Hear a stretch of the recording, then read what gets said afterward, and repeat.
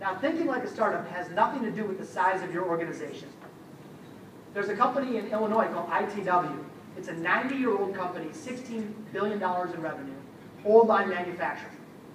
But they think small.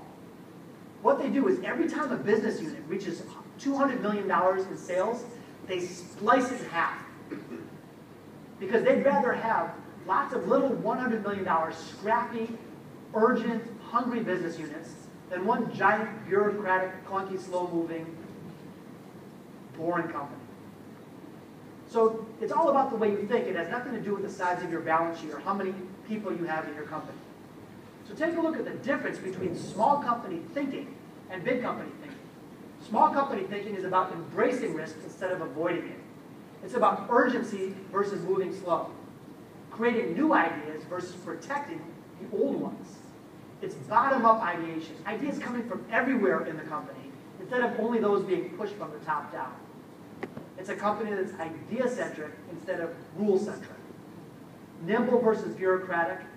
Fire in the belly versus being complacent. Whether you're running a multi-billion-dollar manufacturing firm or a small tool and die just getting your legs underneath you, that small company thinking is what will continue to drive forward. It's why guys like Mike with the Razor Club were able to become successful. I'll give you a quick example of small company thinking in action. This is a picture of my company, eFries. And a few years back, we had enjoyed some profits, and I wanted to share the wealth. But if I looked at how much I could afford to pay everybody, frankly, it was a bit embarrassing. I could only afford about $200 a person.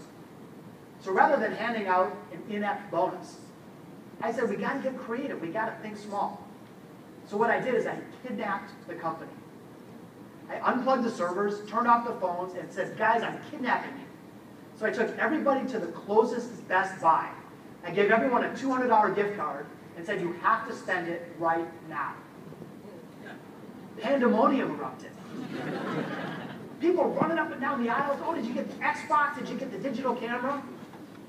And those poor folks at Best Buy. But what happened a year and a half later, people were still talking about this memorable shared experience. So often as leaders, we think that all we can do to solve problems is throw money at it. But I would argue that you'll be better off if you could throw creativity at those challenges and end up driving an even more powerful result.